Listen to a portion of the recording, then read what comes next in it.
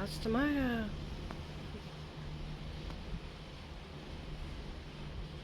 Good morning.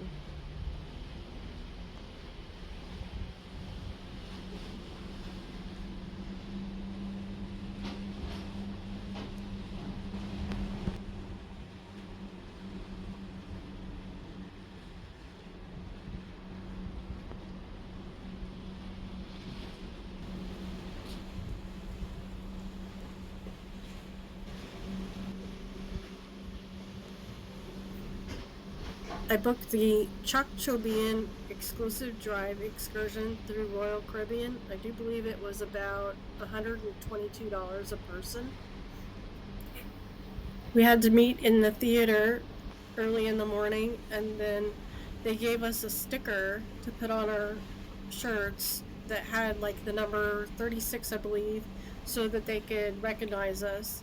And when it was our turn to leave the ship, we were told to get up and follow one of the guides to guide us off the ship. We got down to where we needed to scan our pass card, and then we followed off the ship. And from there, we were told to find our guides at the pier.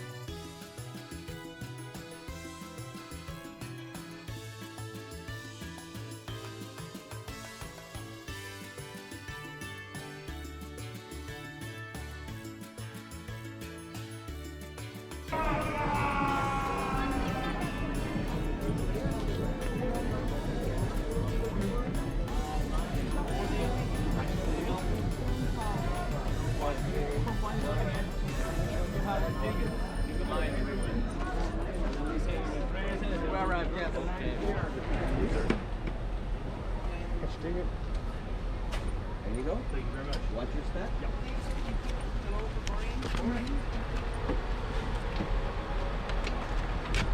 Thank you.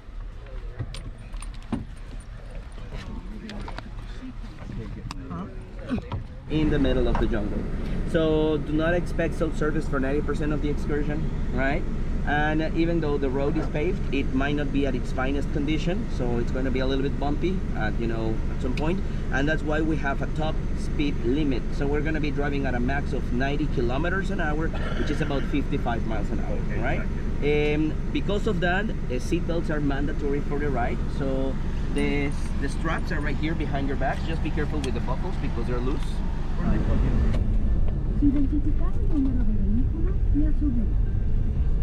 Always stay close to the group. Mantenerse cerca de su grupo en todo momento. Should you have any questions, don't hesitate to ask your guide. Si tiene alguna pregunta, no duden en acercarse a su guía. We appreciate your help making this a safe trip. Please enjoy your visit with responsibility. Thank you for choosing an official Costa Maya tour. Agradecemos su ayuda por hacer de este un viaje seguro. Por favor, disfrute de su visita con responsabilidad. Gracias por elegir un tour oficial de Costa Maya.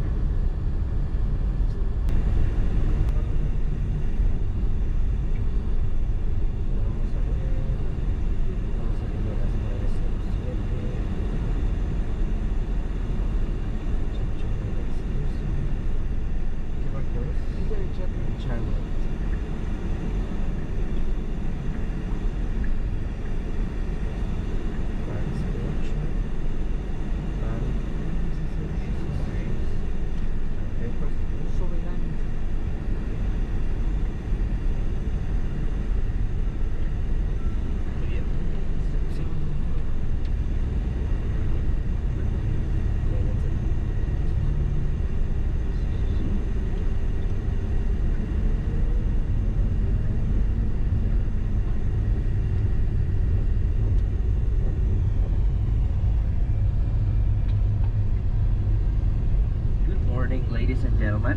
How are you doing today? Can you hear me properly in the back? Okay, well, I know that the seats may not be laid out for me to have a face-to-face interaction kind of experience for this tour, but at least, well, you don't pretend, I'm on the radio. There you go. Right? So let me tell you that it is my pleasure to welcome you into Costa Maya, into Mexico. I already introduced Andres, our driver right here. Are you excited to go to the Mayan ruins? Yes. Well, I hope it's the same level of excitement whenever we go for the sacrifice later, all right? There you go. So, at this moment, we have checked out. I have sent the checkout text message, you know, to the company. Let me tell you, family, that this is going to be an adventure. As I told you before, this destination was built literally in the middle of nowhere, and let me share with you a little bit of the history of this place. The name of this place is not Costa Maya. Costa Maya is the brand of the port. That's the commercial name. The name of this town is Mahahual. Something that, a word that you may have never heard before. Let me spell it for you. M-A-H-A-H-U-A-L. Mahahual. So Mahahual, Mexico started as a fisherman community. And when I say community, it means that the first inhabitants arrived in 1985 and there were only 2 families. Yeah, that late, 1985. And then we had about, you know, like 3 or 4 families that moved in, you know, for the next, you know, 2 or 3 years. By 1995, there were already 200 people living in town. So at the time in 1995, do you really think that they had been given electricity, running water, or anything? They were just literally in the middle of nowhere, and they figured out a way to survive.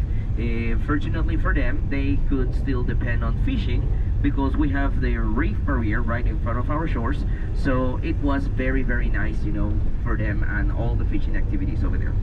Long story short, Costa Maya Cruise Port starts its construction in the late 90s.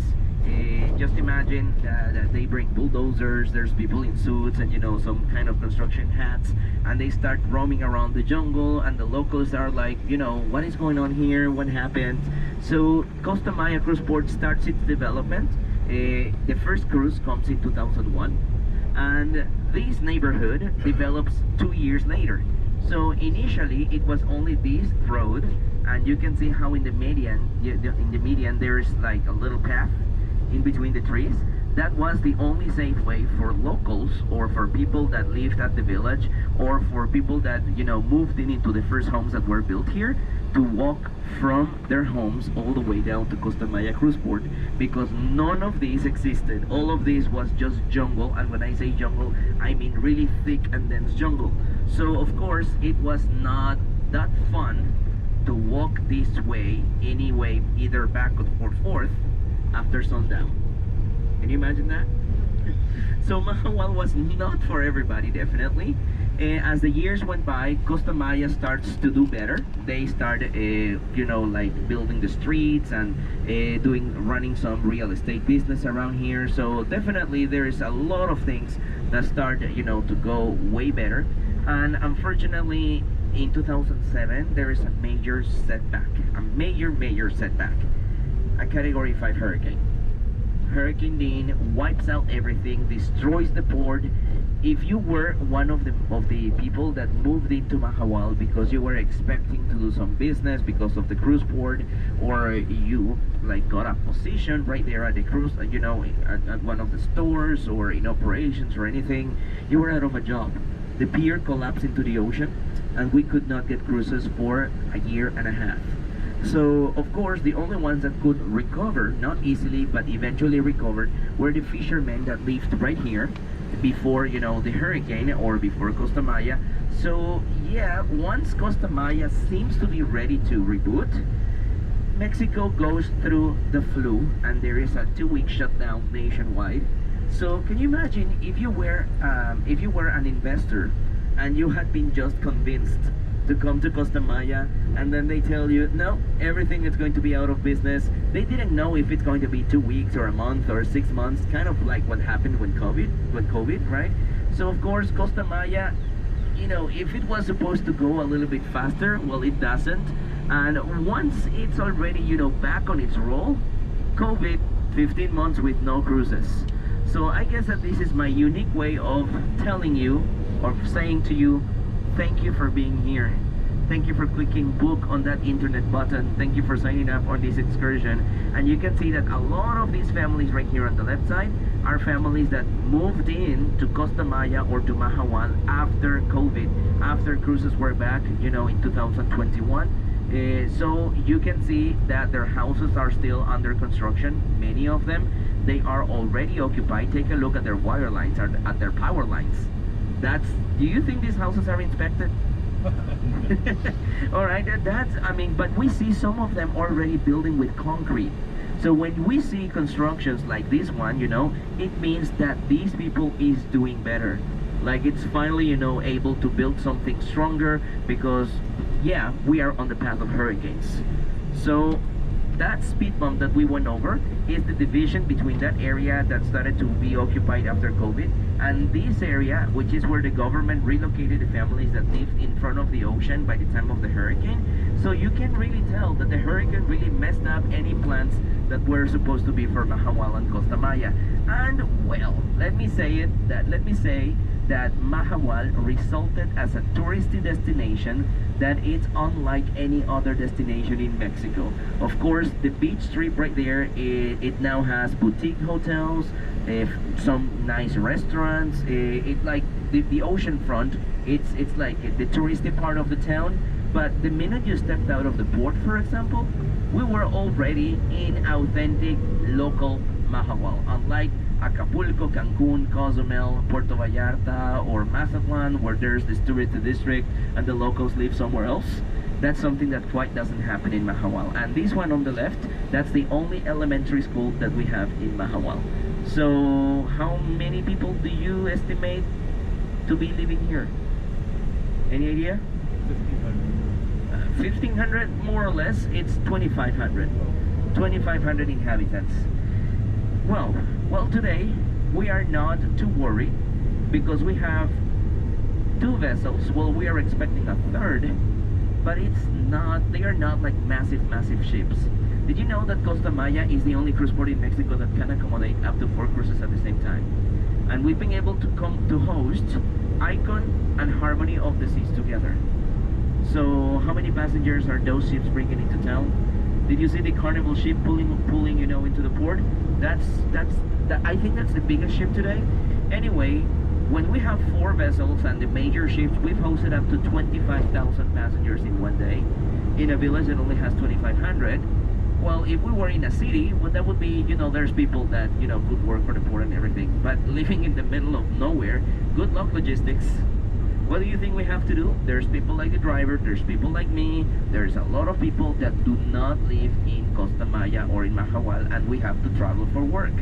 So I am super thankful that this excursion was not scheduled to depart at 7 a.m. in the morning, right? Yeah, I live 2 hours away, and the driver also lives 2 hours away. The name of the city that we live in is Chetumal, is the state capital.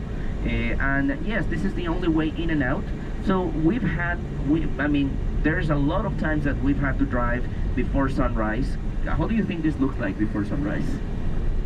There's no street lights. It's dark. It's just the jungle and it's your car and that's it. So the story that I'm about to share, like Calakmul, like Mirador, we're sometimes at the highest point up to 250,000 inhabitants each. And when they digitally remove the jungle, this is technology that is not very, very old. It's been used after 2010 or 2012 in Mexico. They have discovered that entire areas where instead of they were believed to have 1 million inhabitants, they were updated after the scan to 11 billion for the same territory. So can you imagine of all the droughts, of all the famine, of all the wars, of everything that Maya would have gone through?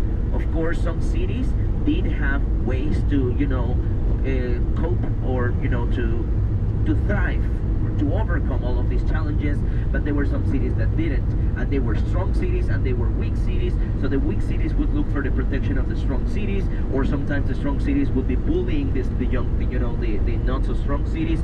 So just try to imagine this, it's like, a competition, like I'm bigger, no, I have more resources, no, my architecture is better.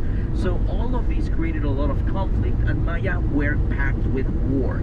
And war going on. Of course, Maya lifespan was not very long, so Maya would have, died at age 20, 25, 30, and only the kings, because they had better nutrition, better, care and everything, they kind of, I don't know, like, lived up to the 70s, 70 years old or something.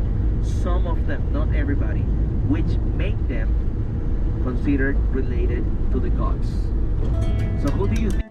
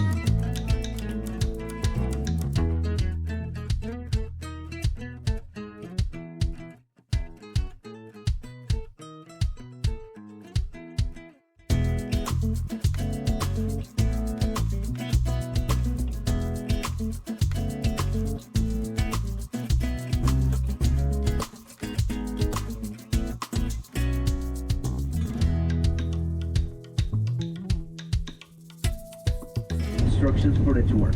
We're going to be visiting Chacchoben for about 1 hour and 10 minutes. The whole length of this excursion is 3 hours and 30 minutes, okay? And with 1 hour and 10 minutes each way, so we're left with 1 hour and 10 minutes at the Mayan ruins. There is something though. Depending on the pace of the group, we are going to start visiting the highlights of the tour. And depending on the pace of the group, if there is room, within the schedule to visit one more thing, we can do it. But let me also, take a look at this beautiful cemetery right here on the right side. There you go. It's going to be visible on the other side when we come back. Okay, if you have another, water container or thermos with you, bring it along with you, because even though this is our winter, yeah, believe it or not, this is our winter, and the weather we have this morning, it's because of a cold front. Yeah, this is a cold front for us, you don't want to be here in the summer. 130 degrees, that's how hot it gets here in the summer. Anyway, so we're going to be going to the restroom once we get off this van. By the way, there's two Mayan words that sound like English words, wish and kiss. And what does this have to do with the restroom use? Because in Mayan language, wish means to pee and kiss means to fart. Right? Never ask a Mayan person to give you a kiss, you end up with something really unpleasant. That's why we joke around saying that instead of washrooms, we have wish rooms. So whenever we make it to the Mayan ruins, you will be given the time to make a wish if that's what you wish, right? Let's just save any time that you may want to use for shopping, any time that you may want to use for looking around, the service area and everything, for after we come out of the Mayan ruins. And you can see that there's buses, that there's more people arriving. So, and we are kind of on the clock. So what we're gonna do is like 5 minutes for the restrooms. We are going to meet right there. Can you see that there is a window right there inside of the thatch roof, inside of the hut? That's where we're going to meet. We're going to meet every one of us before we can enter the park. So the first thing that we're going to do once we enter, it's going to be stopped by the ticket office. There is a camera fee that only applies for video recordings. It doesn't apply for photos. So if you are only planning on taking photos, no worries. If you're planning on filming, it's $4 per device, okay?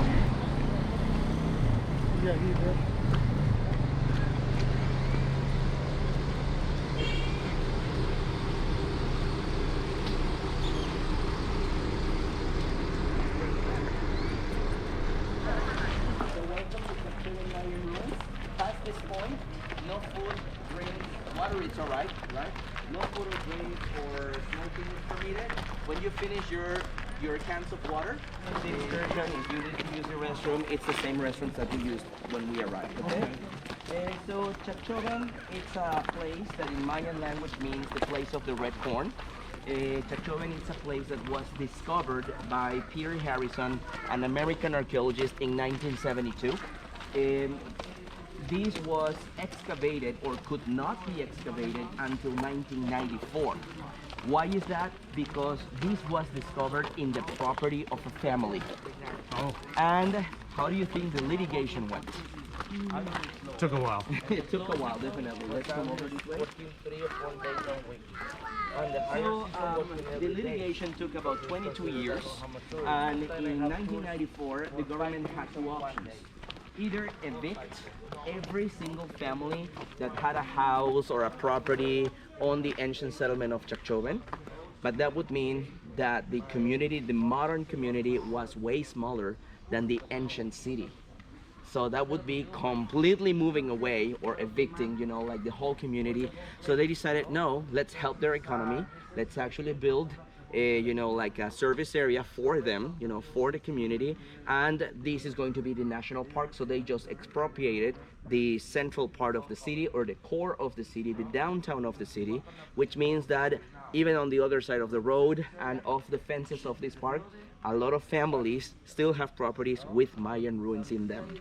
But by law, they are not allowed to excavate them because they are not trained.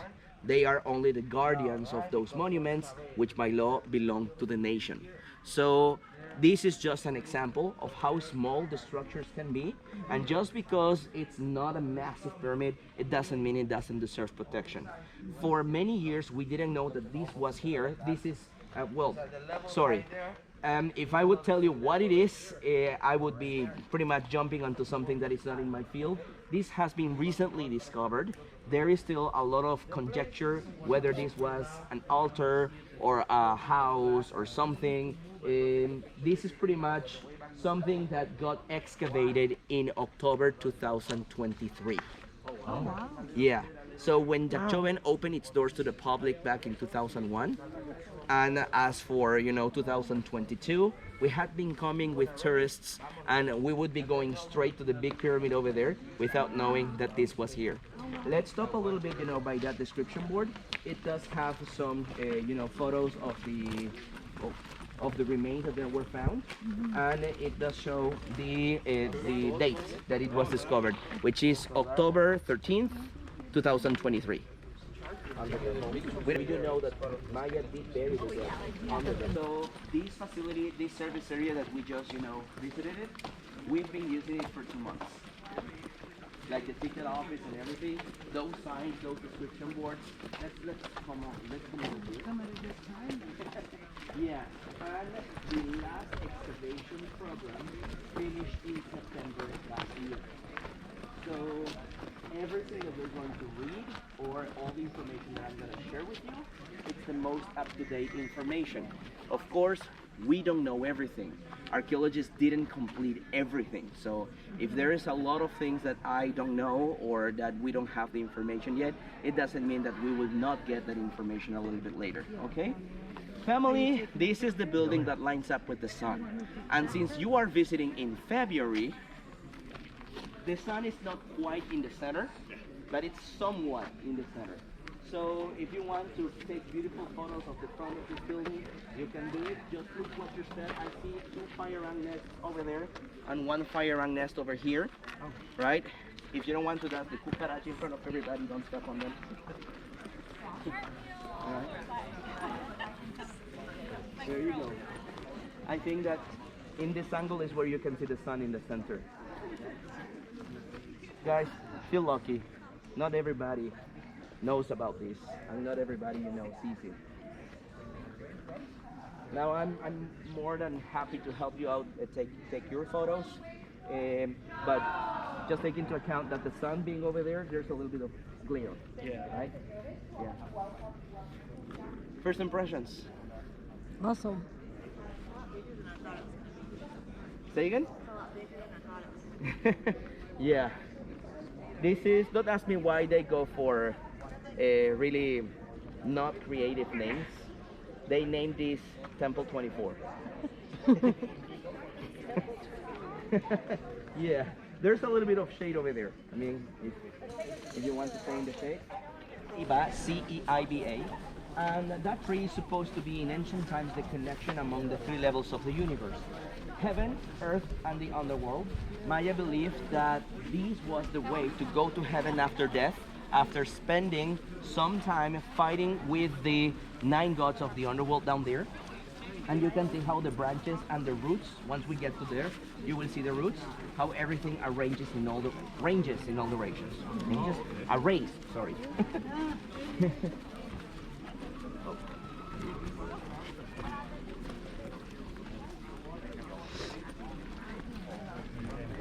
Now, this tree is about to blossom.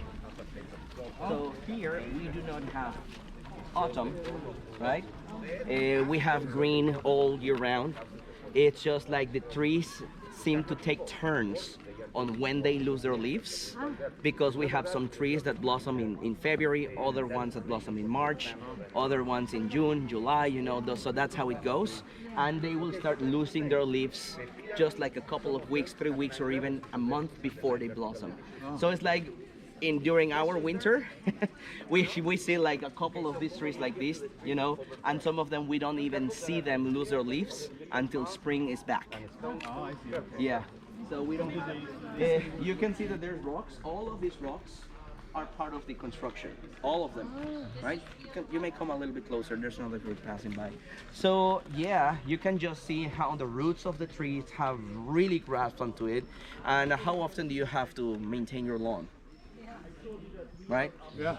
So what happens if you don't? Something like that. And take into account that we had the hurricane in 2007. When hurricanes come, they take down a lot of the trees.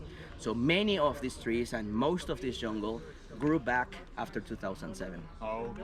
So that definitely gives you an idea of how quick the jungle really takes over something. It's all going to be our work to put the pieces back together. Like a Without the puzzle. trees, to reassemble the puzzle. And try to imagine, lift one stone, no, it doesn't fit. This number is wrong. Oh, that takes some time. They put that all the way down and then built it back up? Oh my goodness. Yeah. The work of archaeology is insane. There is another pyramid right here. So if you, what I was just telling you before, that bureaucracy and all of that, right? You don't understand why they don't come over and excavate everything. This is not a big one. So I don't know, maybe having 20 to 30 people working on this one, because once you start working on it, you can't leave it. There's looters, there's vegetation, there's humidity. Let's continue, please. There's humidity, there's a lot of things. So if you don't really get ahead of all of that, by the time you come back in a week or in 2 weeks, it's been looted, it's collapsed, an animal made it its home, or stuff like that. So it's like once you start, you have to get it done. And if you are unable to get it done, the archaeologists have several techniques that would at least protect the cores of the buildings or protect any finding that they may have run into while excavating the buildings. And that's why sometimes when they open them to the public and when we start visiting those areas, they have reports or photos or things that are talking about a mural, that are talking about a sculpture, that are talking about some remains. And we arrive to the place and we don't see the remains, we don't see the mural, we don't see anything. Why? Because it's deep in the core of the building and they closed it back to prevent damage, to prevent looting, to prevent pretty much everything to any of those trees. So that's why they took them down, and that's why you can see a little bit further down and you can see mounds like this and all of that. It's just insane. All of this jungle, though, it's the central plaza of the city. Do you guys remember the map of Chacchoben that I showed you? Could you read on the map Central Plaza? This is it. And so we've been walking from the west to the east. Where is the sun? The sun is still over there. And these buildings are in front of the sun. So the massive building that I showed you in the aerial photo, it's there. The sun also lines up with that one. So technically, in ancient Mayan times, when the Maya were occupying the Central Plaza, they could see sunrise behind this building and sunset behind the other building. So we were on the outside of the Central Plaza. We have somehow, entered the area that is in between, those two main monuments. So this is like us walking the main look at that. And you're gonna be amazed by the time you climb this thing. Yeah, you're allowed to climb. This is a platform that measures 300 feet per side. You can go this way or you can also go that way. They will take you to the same place. But you can see that those stairs make that platform a little bit taller than this other side. Where my colleagues are sitting down, those with plain clothes in the orange and the blue are keepers of the site. So they will be paying attention for anybody that steps beyond those signs. Can you see those signs over there? Oh yeah. Those are two actual temples. Remember that there's a difference between pyramid and temple. So this is a platform, a solid platform, and whatever is left of those two temples is still there. So there's one temple on the right, there's another temple on the left. That at one time, one king came and he was like, I don't like this. I want this to be greater and greater. So he constructed a massive platform that covered everything. And you can see how those stones seem to have been put on top of that, on top of the previous construction. Can you see it? And the central staircase, it's also on top of other, smaller steps. So this was exposed by the archaeologists working here in the 90s. And they were the ones that removed the chunks of rocks and trees on this area, so we could now use and see this pyramid, like these steps, because these seem to be pushed in compared to the other one that it's, at the same, distance of this. So that's 35 steps. This is 14 steps. And what you're going to see, what you're going to do over there is go up. That's my father, by the way. Here we are. Oh, is this the panther? Yeah. Didn't I just tell you that my last name is Jaguar? Yeah. That's why we carry that, all right? All right, don't make eye contact. We don't want to start a war with the trucks, okay? Anyway, let me finish with the instructions. This is what we're gonna do. We're gonna have some time. This is definitely worth seeing. It's not mandatory to climb, so if you don't feel like climbing, because this, no handrail, steps are very, very steep. So make your decision. You may try it, and if you're like, no, I don't feel safe, you don't have to continue. But if you do continue all the way to the top, it's worth it. There is two buildings on top that cannot be seen from here. So you have to go to the top in order to see those two other buildings, and pyramids, okay? Let's say it's 10:54. Oh, wow, 10:54 already. Let's give about 10 minutes, right? And let's meet back down here. If everybody goes up, I may catch up with you over there, all right? A little step on the right. You're not allowed to, are you? Yeah, I think so.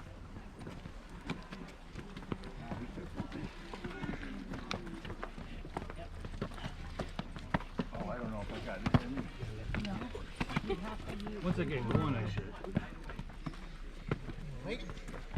I just have my bad knee, so I've got to use my other knee.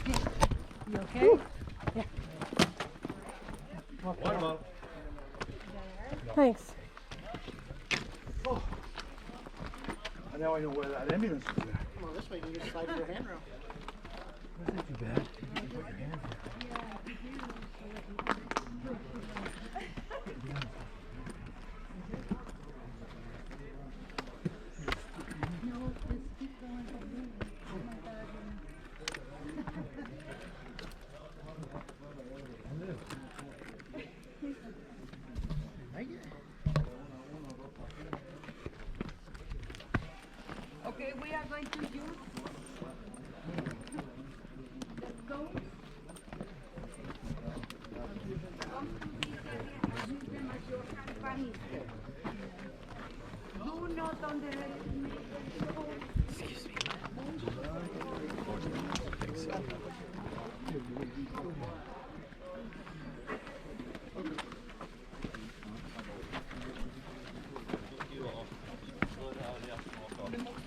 Vi ska också ha de som är receivers som ska också vara rörliga och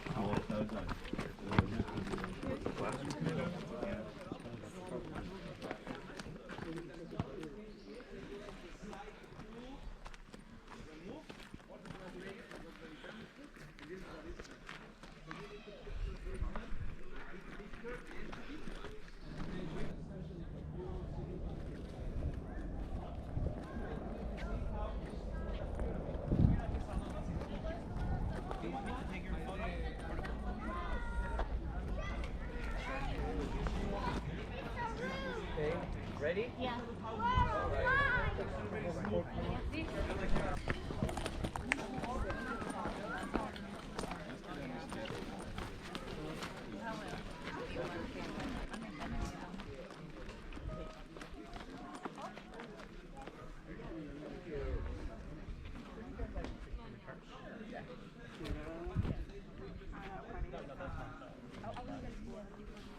Oh, okay.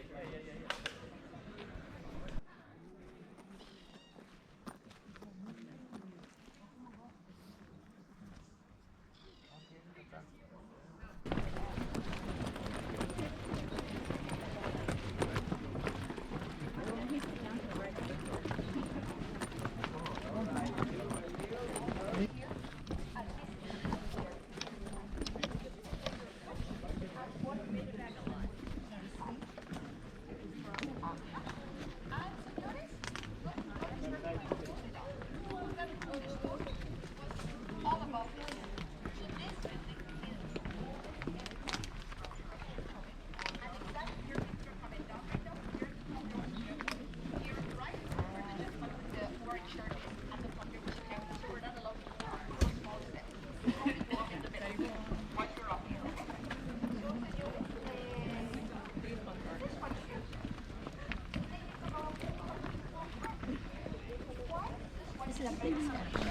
Oh yeah, that's a big step.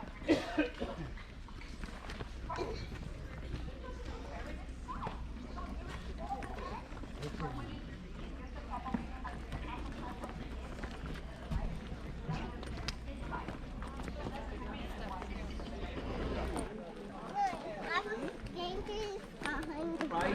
You're gonna take over these guys. Well, it's just jungle, but this is the central plaza. So the first building we saw, it's completely on the opposite side of this, and you can then, you know, like see in perspective what's the city looking like. All of these Mayan civilization. This would have been the marketplace, though. You can see that these buildings are not very reconstructed. That's that's just a bunch of rocks that the archaeologists could not like reconstruct further than that. Unfortunately, when the locals were living around here, they were like, well, I don't have any Home Depot, I don't have any hardware store, so where do you think they got the stones to build their houses? those. Right? And remember that this was not protected until 1994. Right? So we have another structure right here on the right side, and you can see that the path curves into the right side, but we are pretty much going into an area that has two courtyards. The path uses one of them, but there's another courtyard on the left side. Even though the left side area looks like a little plaza or like a little like ball game court or something, all of these are separate structures that have stones leading to their top, because there used to be rooms at the very top of this foundation. So this is pretty much where they traded, and all the merchants, the high-class merchants, brought obsidian, jade, peacock feathers, cocoa bean, animal bones, animal skins. So this is all that they got for their high classes, for their rulers.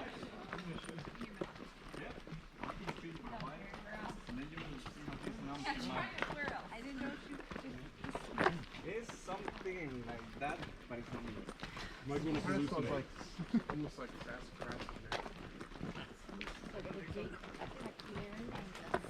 there. Well, what do you mean, like this? No, this is this. Oh, look how cool it is. What it the fence was that, because remember that over there is the central plaza, and this is only for higher classes. So we have commoners in lower terrain, and this is higher terrain. You may remember, if you want to take a quick peek, you can, for sure go for a little bit. You may exit this same way, or you may exit where those people are exiting. We're headed that way anyway, right? So let's just take like a couple of and the ground might be mud. But in this case, it's growing by itself after killing the other one that were in the space inside. Because termites finished with the tree in there. And now the bat is inside the canal. It is different. It's right at the mouth.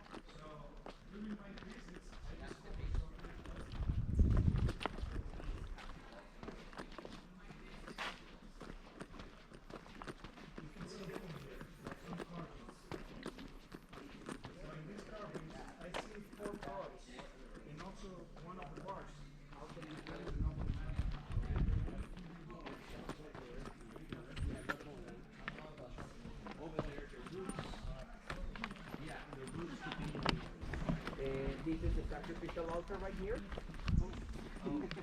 Yeah, I'll go. There you go. Just as promised. Anyone else? Actually, we need 4 people to hold the person down, a 5th to hold the head down, a 6th to carry the knife. No, I'm just messing with you.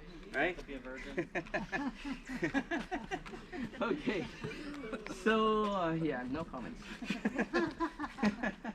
So this is the backside of the first building we saw. You can see that there's a hole right there. There it's actually what I narrated before. Archaeologists found something. They found the mural. Unfortunately, the mural was deteriorating the minute they exposed it. And since it was very hard to keep up with the deterioration, they just put a thatch roof, and they also put a stone wall to protect it so it's no longer visible.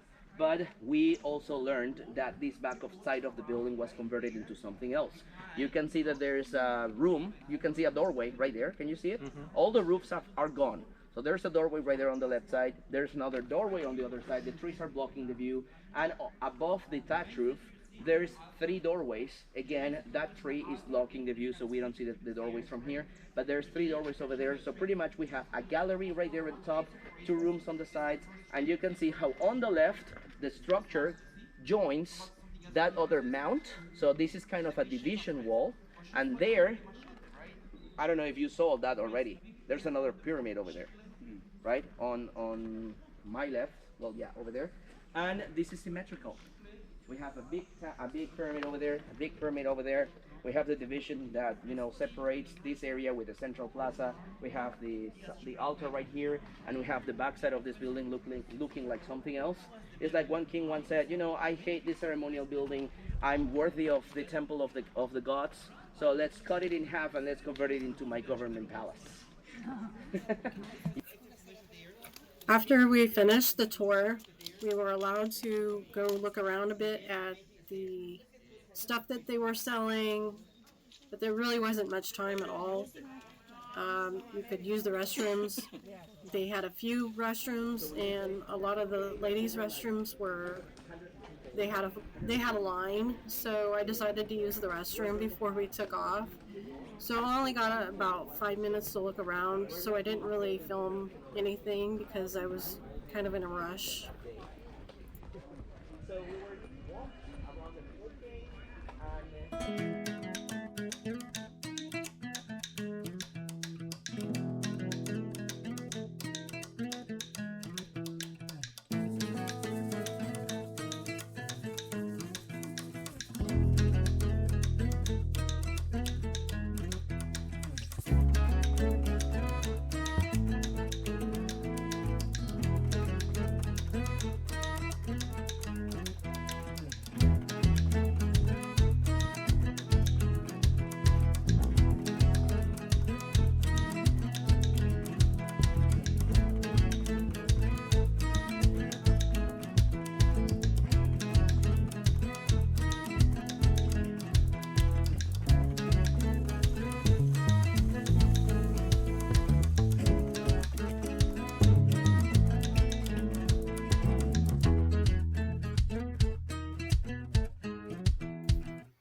once we were back in the port area, we were free to look around. We still had plenty of time to look around. We ate lunch and bought several souvenirs there.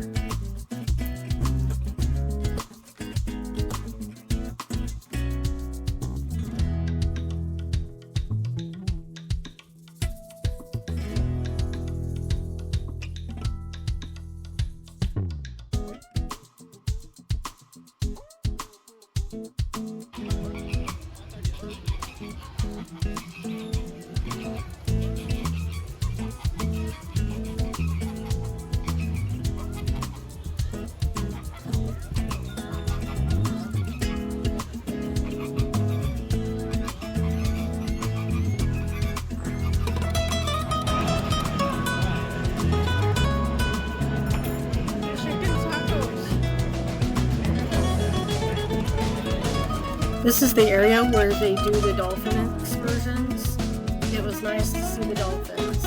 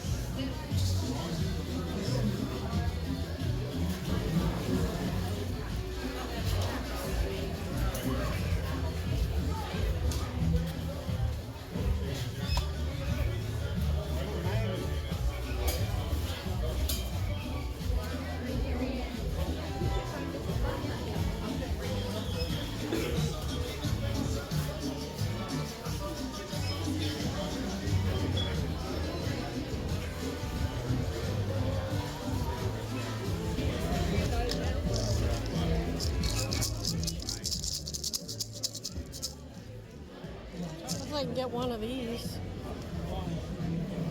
Why not? Yeah, there's Ember somewhere. We get one of those. How much is that?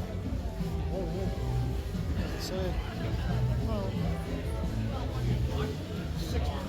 $7.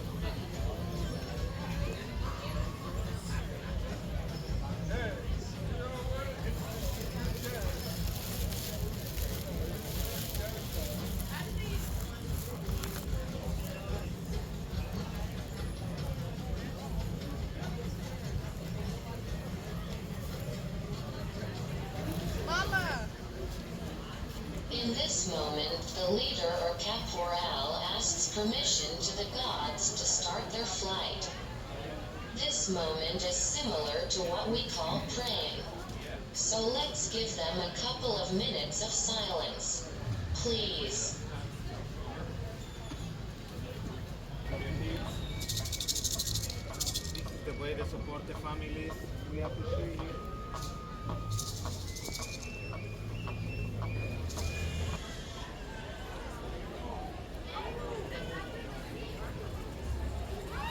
They are ready now, so please let's give them a big round of applause to support and motivate the flyers.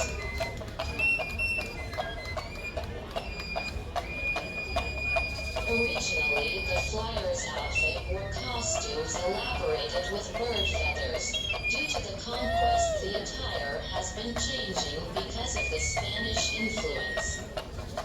The white outfit is a combination of the colors represented in nature.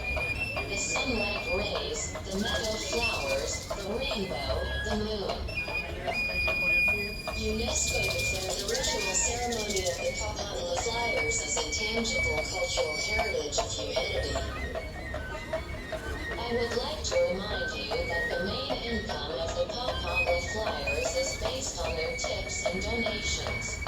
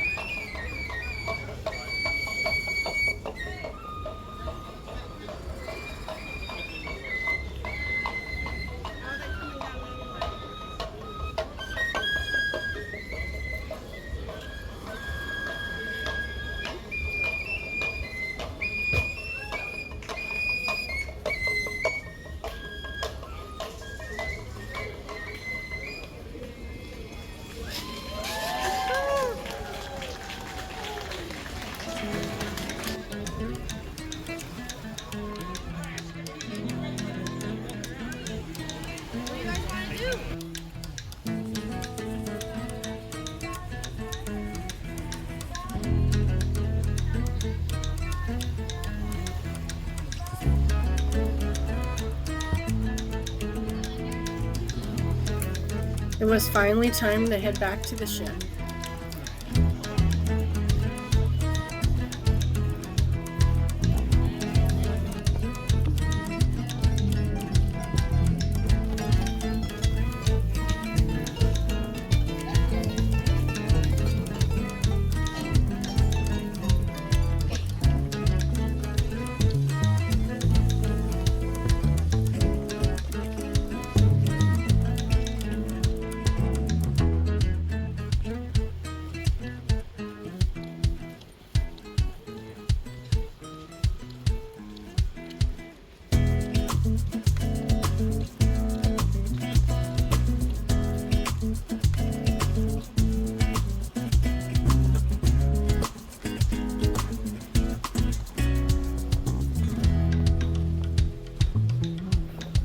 After getting back on the ship, I went to the pool for a little bit.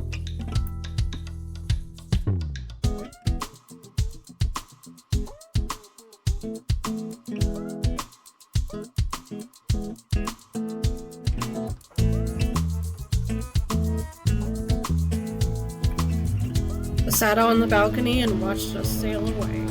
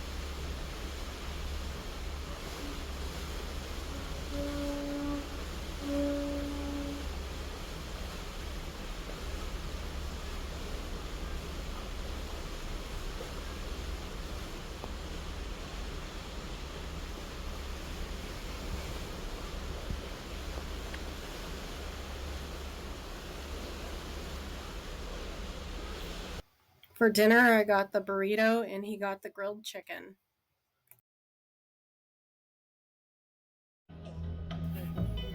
The final thing of the day was the show called Impact.